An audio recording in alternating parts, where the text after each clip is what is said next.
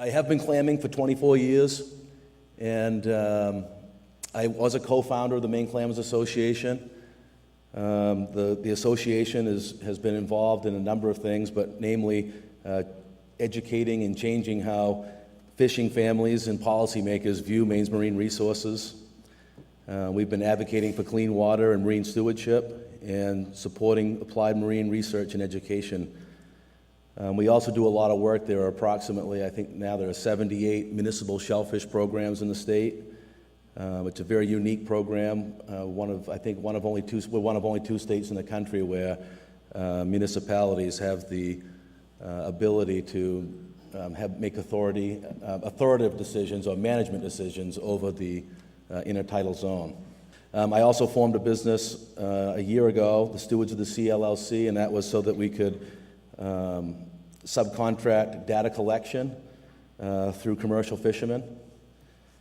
And tonight's, I was asked to come here tonight to talk about, the fishermen, excuse me, Joe, sorry, you asked me not to do that. A fisherman's perspective on the bay and what we feel the risk, the main threats are. We talked about, I heard a lot about Brian saying about soft-shell clams and stuff. Well, soft-shell clams have historically been a mainstay of the local economy. These numbers, I don't like talking about the economics of the shellfish industry because these numbers represent numbers, that have been greatly impacted by green crab devastation. It's been going on for a long time. I don't think many of us, if any of us, actually knew what was happening. So these numbers do represent what was harvested in Casco Bay last year, and $4.5 million directly paid to the harvest to the clammers of the communities. We harvested 12 million pounds of lobster out of the bay last year, worth around $38 million to fishermen. And again, though, I don't think we have a good handle on what the real value of the resource really is. It's tremendously higher than what these numbers indicate. The future and immediate challenges facing the bay, we tried to break down because, as fishermen, as anybody really, we have very limited resources, so we try to prioritize, what the biggest threats are and try to pick the ones that we can do something about. We broke it down into future and immediate challenges. And, in order to do that, in order to identify the challenges, we really don't know we wonder what a healthy Casco Bay looks like. We don't know, and I don't think anybody really knows, in this room anyways, what it really looks like, which leads us to the number one challenge we've identified, which is the shifting baseline syndrome that is plaguing most of the science community, the policymakers, educators, fishing communities, people like myself. We all have a different definition of what is natural or normal according to what we've experienced, or based on the time that we stepped into the marine resource community. I wanted to give a few examples. I don't think, I heard Hillary talk about, the importance of the eelgrass fishery, the eelgrass beds, and that's really where most of the lobster was caught when I was a kid in the 1980s. Almost all of the shed of lobsters caught in June and July were in the really thick eelgrass beds, which there really hasn't been any lobster in those areas for at least 15 years, maybe more. Mussels, we had approximately 250 square miles of mussel carpet in Casco Bay that's literally vanished over the course of 20 years. I did mention, I thought it was interesting, I read somewhere recently where Scarborough was, in the 1980s, their town council was talking about the possibility of using dynamite to clear mussels from the marina areas, and because they were considered a nuisance species. And getting to the future threat, the number one future threat, in our opinion, from my perspective anyways, is ocean acidification. And it's interesting why we consider this the long-term threat and not necessarily the immediate threat. That may be a mistake because maybe the oceans are acidifying so quickly that everything's dying. But we've learned a lot from working with Dr. Brian Beal and others. And one thing that his research has shown is that any place where, most generally, any place where he puts a plant pot out and covers it with a net, that plant pot will catch native shellfish, soft-shell clams, mussels, but namely soft-shell clams. So we know that the bay so far is still, most areas of the bay is still relatively healthy enough to maintain or sustain juvenile shellfish recruitment. But we don't know if that's going to be the case long-term because of all this. We're learning a lot about the oceans, a lot about where all the carbon dioxide is going that we spew into the atmosphere. It's being sucked into the ocean, and it's obviously having an impact. And we don't feel right now that impact is as an immediate impact as some of the others, but it's definitely the biggest long-term threat facing Casco Bay and all of our coastal waters. I put trophic cascade in the presentation just because I don't know if a lot of people are familiar with the term. It's one I just became familiar with working with a student at Colby College last year, and it really describes what we've seen over the last 30 plus years in Casco Bay and in other parts of the coast. A trophic cascade is an ecological phenomenon triggered by the addition or removal of top predators, and I thought it was interesting that, like Hillary mentioned, we had all of a sudden the eelgrass was gone dramatically over just a short period of time. And that's really that's a good description of what, a trophic cascade is. I mean, not everything goes all at once. And so, with these invasive green crabs, we've seen, tremendous losses in mussels before we saw losses in soft-shell clams. And again, the cascading effect, things, it takes time to reach everything. And then, like she said, all of a sudden, and it was true, within a few short years, all of the eelgrass that I was familiar with for 40 years is gone. So I thought that was interesting that she mentioned that. And like I said, so I wanted to put that up there. And, the dots of information about the scope and severity, the invasion can be observed and connected. I'm not the most well-organized individual, so it's difficult for me to put, all these dots together in a way that you could understand them. But I can tell you that, the more we've actually looked at research, already existing research, and it's actually been quite easy for us to connect the dots of what's actually been happening to the bay. These embankments, I saw another part in Hillary's presentation about water quality and shoreline erosion, how that affects water quality. And one thing we've learned with the green crabs is that they actually, they're more than likely the leading cause of shoreline erosion in the state. I won't get into where they, Brian covered where they come from and, and their distribution around the world. But I think, they've been here a lot longer than we realize, and they've been doing tremendous destruction, and we really haven't been paying attention. I think one thing that I've heard Brian say a few times, and it strikes a chord with me, is that, when you hear fisheries managers or fishermen, they talk of these species as products, not as animals or, part of a system. So, that's really a mindset that's plagued us. I was going to play a short video because I know Brian wanted me to do this when he was showing his pictures.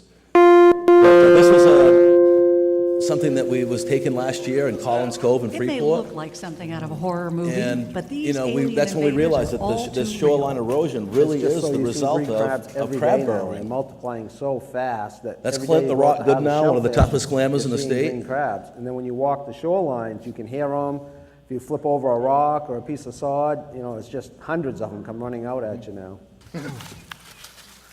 We've seen these banks for a long time like this, and we never realized what was under them. United States in the mid-1800s. It feeds upon bivalves like clams and mussels. Shellfish harvesters say the green crab population has exploded and is wreaking havoc along the Maine coast.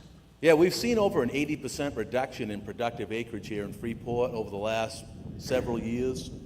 And yeah, I do have a life jacket on, by the way. Very confident now that it's in my boot. Correlating green crab population exploding. Clinton Goodenow has harvested clams in Freeport for decades. He knows this shoreline like the back of his hand. All the flats in my area used to have mussel bars around them. The mussels are gone, and the clam beds are shrinking, and you know, they eat, and that's it, and breed. It's just a little feeding machine that's eating anything that's in its way. Including, says Tommy Bennett, each other. They're cannibals, you know, they'll eat themselves, so once they get in there, it's like survival of the fittest. We don't know that. We know that Shellfish harvesters say the it green takes one to crab know has been one. around for a long time, but not in the numbers they're seeing today. there's concern that he's cannibalistic. I haven't for about the last 15 years, and I never saw Garrett it. actually buys most of the clams in Casco Bay now. Seeing It's trends just, changing. there's only a few buyers left Getting over the lobster, last catching 30 them in their years. traps now. This is all The new stuff. infrastructure is really Do you depleted. think the state's doing enough right now? No. And I don't mean that as to be mean. I think we're all behind the eight ball on this. None of us really realized what was going on. We don't get our hands around it, and soon, there's going to be a lot higher price for clams because it's going to be a lot harder to find them. Many harvesters say it's already a lot harder and getting worse. Most of the, all the clams are gone in a lot of these coves, and we know what's doing it, and we need to do something. So anyways, I thought that was, kind of an eye-opener to what we see on the banks. We're not seeing it as much this year. I mean, it's not that they're gone, but it's just, there was a 3-year period where, from 2010 to 2013, where they were noticeably, all over the intertidal zone. It was easy to follow it was easy to track them to the bank, so to speak. Let's see. That's the thing with the trophic cascade. There's a lot of items on this menu, on the green crab menu. Urchins, we blame a lot of stuff on overfishing, and I didn't come here tonight to try and diminish the impacts of, commercial fishing on marine resources, but, it's very eye-opening when you start to learn how little impact we have had compared to an invasive species like green crabs. The scallop industry is a shambles. The mussel industry is non-existent; it's gone. The urchin industry is largely, it's largely gone as well. We had reports at a public hearing from urchin divers a couple of years ago that was saying that they were becoming concerned because as they scraped the large urchins off the rocks, that the small ones that were attached to them, the crabs are running off with them. As they hit the ocean bottom, the green crabs are picking them up and running off with them. So they're not. This isn't just about clams, and we also don't fully understand. We're just beginning to touch the tip of the iceberg with understanding, huge rises in the lobster population, and how it's related to the green crab invasion, and that's really the last truly abundant species on the menu is lobster, and it's really the last commercially. Maine's been reduced essentially to lobster fishing villages. Everything else has been completely destroyed. And on this one, there was some joke, and I promise everybody here that Dr. Beal did not put me up to this or ask me to do this. This is something that the Clammers Association has, through their own research, they've determined that the best thing that we can do right now, what we can do is support applied marine research. And if you want to ask why, it's because it's already given us some of the most important pieces of information that we have. Like, for example, the plant pot experiments that Brian conducts. They've determined that we still have tremendous numbers of shellfish in the water. We still have tremendous numbers of seed and native species, and that it would regenerate. Just in Hillary's presentation, eelgrass, when it's protected, it's fine. What can we do? So, why is it so important, applied marine research? Because information is power, and we need information if we're actually going to address what's happening in the bay.